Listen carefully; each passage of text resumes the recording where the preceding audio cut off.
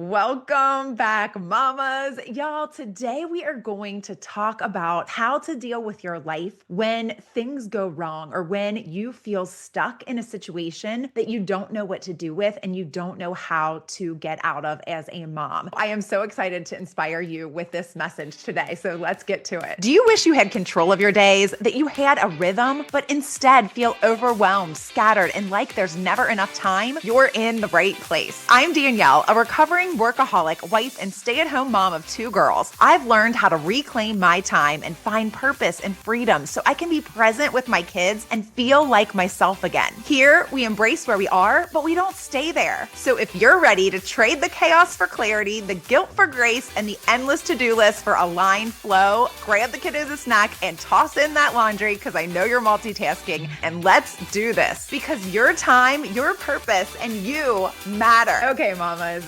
So I was thinking about y'all over the weekend because I have been having a time, right? Like I have been dealing with a lot of things that haven't gone as planned. And on, I guess it was Thursday, I almost lost it because of something that didn't go the way that I thought it was going to go. And so I'm going to start with a quote. I'm going to tell you the story of what happened and how this relates to you and how you can use this to help you in your mom life. Okay. So my quote is from Paul Martinelli, who says, "When things go wrong, don't go with them." When things go wrong, don't go with them.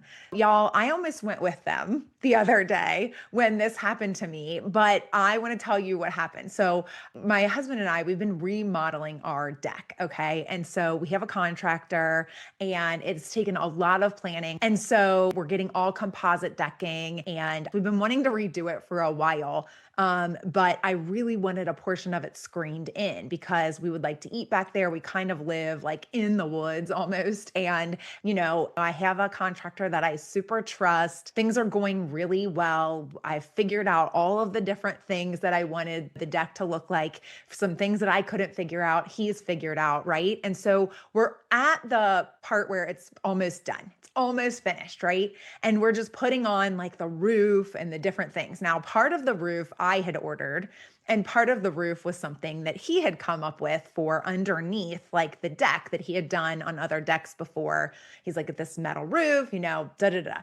So he went through and explained everything to me. But what I saw or thought of in my head was different, I guess, than what he was going to execute and what he, explained to me. He thought he explained it. I thought I understood it, all of this. So I come home on Friday and he has started installing this part of our roof. So we've got a lot going on, right? I was having a sleepover for my daughter's birthday. We were having like 12 girls sleep here. And it was, the big party. I make the cake, like the whole 9 yards, and I'm doing all of this. And so I pick up my mother-in-law from the airport. Like I've got a lot going on outside of this deck. And I came home from running errands, picking up my mother-in-law from the airport, and he had installed maybe half of this roof over the portion of the deck that needed installed.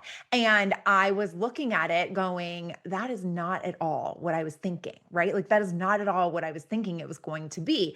And I'm just looking at it and I'm like, is this not metal? And he's like, no, actually the metal. And he's explaining to me why it couldn't be the metal. And, that he did all this research and that this is actually for the underdecks and he hasn't used it before, but da da da. And it was white and I wasn't expecting it to be white. And I just didn't have a lot of time to be out there. And he was like, this is what we're doing, da da da. It was really quick. And so I was like, okay. And I was preoccupied. I had a million things going on. I wasn't loving what was up there, but I wasn't necessarily hating it.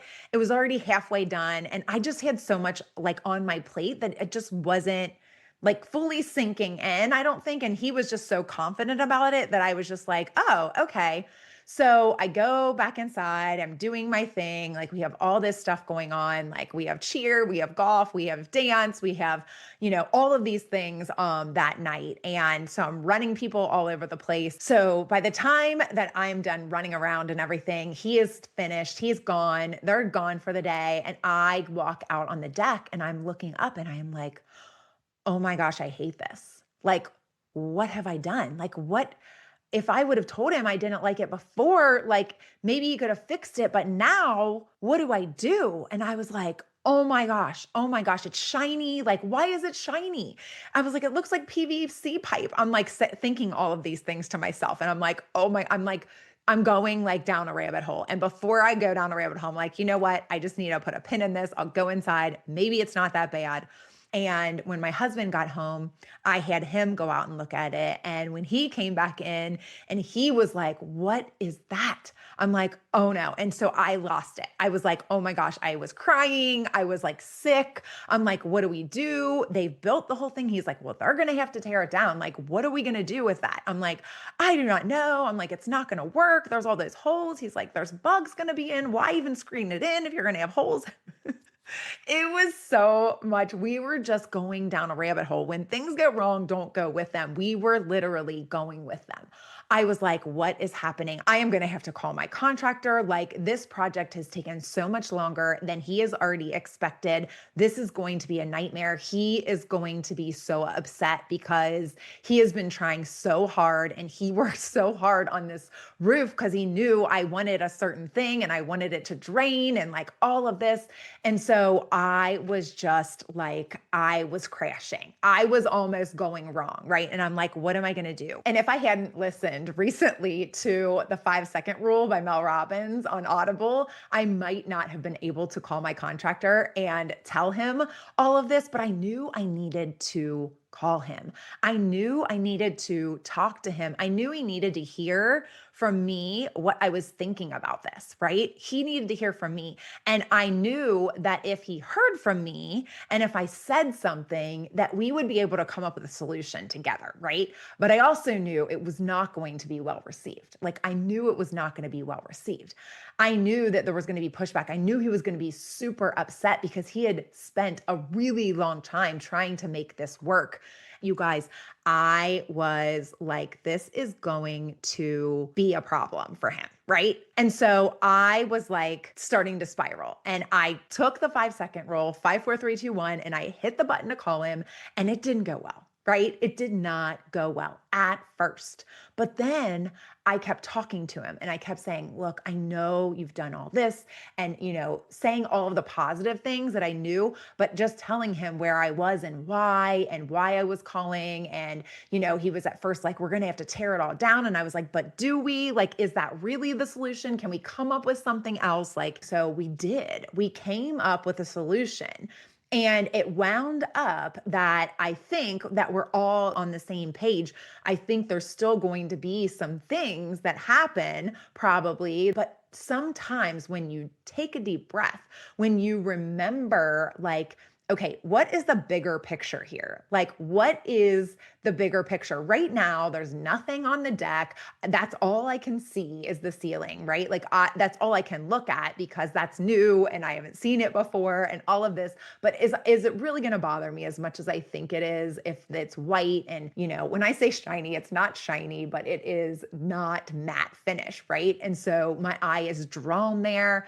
I want to read another quote though. It's by Joe Duncan and it says, take a deep breath and remember where you are right now isn't where you're going to end up.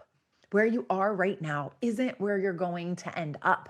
And I just feel like as moms, a lot of times we are in these situations where it feels like this is the end, right? It feels like this is an insurmountable problem, or it feels like I am so frustrated. I am so overwhelmed. I am so insert the thing that you are that you don't see a light at the end of the tunnel.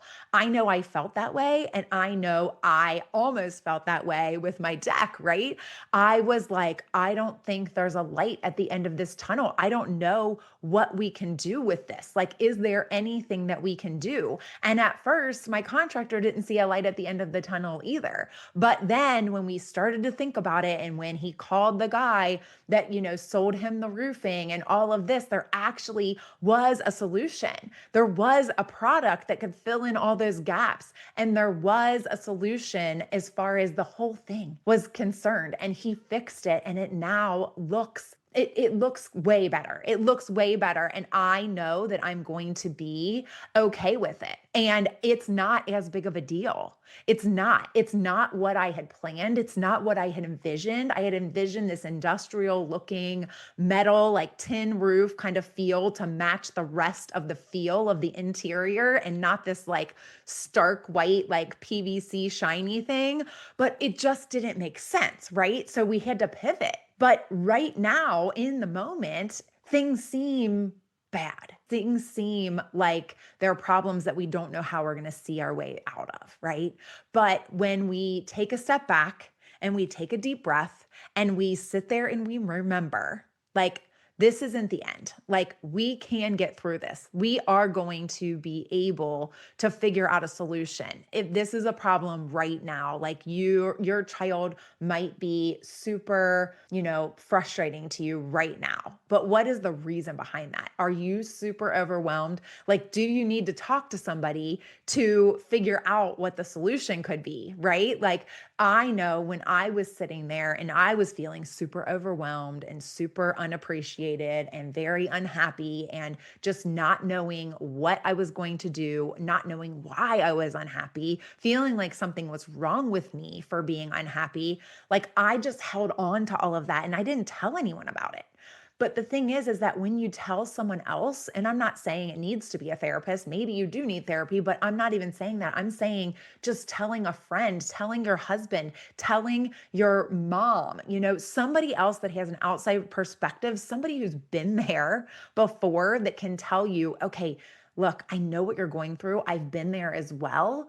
And you're just not seeing the bigger picture right now. Things aren't going to wind up this way. You are going to get through this, right? And sometimes when we're in it, we can't see that. We can't see that. And sometimes when we want more for ourselves, when we know that that is what we want, when we know that we are unsettled and unhappy, and that just has this super added weight on us, and it causes this guilt because we don't feel truly fulfilled by what we thought we were going to be fulfilled by, right? Things don't look the way we thought they would look. And you can plan and you can plan and you can plan. And, you only have like a hypothetical. You're like, okay, I'm going to stay at home because I know I want to be at home with my babies. And it's going to be amazing because it's going to be so great that I get to be there every day and raise them and all of this. And I agree. It was for me when I was in that place. It was amazing. I loved raising them. I loved being there for them. But there got to a point where I needed something for myself, where I wasn't feeling fulfilled just solely from providing that care for them, solely from, staying at home with them. There were things that, once they become where they can talk and, things can like go wrong and they can throw tantrums and all of these things, when they're small, their needs and you can meet them, right? And then they get a little bit older and they're unhappy or they're regressing or they're having all of these issues that you feel like a failure as a parent for. Right? And you start to take all of that in and you start to feel like a failure. You start to feel like less of a person. I know I did because I was missing something for myself outside of them, right? They were like my everything, which they still are, but it's different because I also have something outside of them that is fulfilling me, right? Like I am a person outside of being a mother, right? And so are you. You are a person and a mother. And yes, the mothering part is like the most important part, right? Like being a mother is your most important job right now, raising these humans. However, you need to be a person outside of them because you can't rely on them to be your happiness, right? Because when they're not happy, then you're not happy. At least that's how I felt. And I know from talking to a lot of other moms that that's how a lot of moms feel is we are starting to like put ourselves in a position where if they're not happy, then you're not happy, right? And that's a dangerous place to be because then you start to parent or push things on them or try to make them happy, right? Instead of finding out how on their own to do things or what makes them happy, then all of a sudden we're trying to make them happy so that we can make ourselves happy. And we don't even realize that we're doing it. And we should not ever be relying on someone else to make us happy, right? We shouldn't be relying on them. That is like an added burden that we're placing on them that we don't even recognize that we're placing on them. At least I know I didn't. Until then it hit me. It didn't hit me until a little bit later when like they started playing sports and like when they started playing sports, it was like 4-year-old soccer, right? And then I could see myself like pushing maybe a little too hard for them to want to play this sport or be competitive or win because I'm super competitive, right? And I want to win. I especially recognize this with my number two when she started playing sports and I was like, and she was playing soccer. And I swear, I think she was 3 years old playing soccer. And she just wanted to run over and help the other kids up when they fell down. She could have cared less about taking the ball away from anyone. She didn't want to take the ball from anyone. She just wanted to help everyone, right? And it was cute, but I wanted her to take the ball and run. I was like, get the ball, go, right? And she didn't want to get the ball. She wanted to help the kid up, or she wanted to, give the ball to somebody else. And she wanted to run with the ball or whatever, but she wasn't about to take it from anyone. Right. And I was like, why is she not taking the ball? It's right there. But the other kid was in front of her. And so she wasn't taking it. And it was just like one of those things where I was recognizing that I was then placing my happiness in what they were doing. And I was like, okay, this has got to stop. And I recognized it for myself, but I don't know exactly. I think it was maybe God who helped me to do that because it came out of nowhere. It was like a thought that came into my head, and I was like shocked by it. I'm like, oh my gosh, am I doing that? I don't want to be doing that, right? And I recognized, no, I need something for me.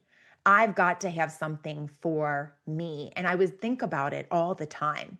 It was something that I would think about often, about needing something. I didn't know what it was. And we've already talked about this so many times about how I just started doing all of the things that used to make me happy, all of the things that I used to love doing. And that wasn't working either because I was a different person. And so basically, it was just taking more of my time, but it wasn't fulfilling me, right? And so I have another quote here from Winston Churchill that says, never give up on something that you can't go a day without thinking about. Never give up on something that you can't go a day without thinking about. And I would feel like I was being called to more, that I wanted more for myself, but I didn't know what that looked like. And so I was throwing spaghetti at the wall. I was just trying all of the things that used to work, and they were not working anymore. They just were not working anymore. And I didn't know what to do. And so this is why that I do what I do now, y'all. But I just started thinking about how this whole deck situation really reminded me of how things don't go as we plan a lot of times. And we have meticulously planned, right, to be able to be a stay-at-home mom. And we have meticulously planned how to raise our kids. And we are in it and we're doing it. But guess what? Things happen. Things come up and you might not feel like you're happy. You might feel super unsettled. You might, hopefully you're not to the point where I was, where I just got super depressed. But even if you are there, I just want you to know that you're not alone.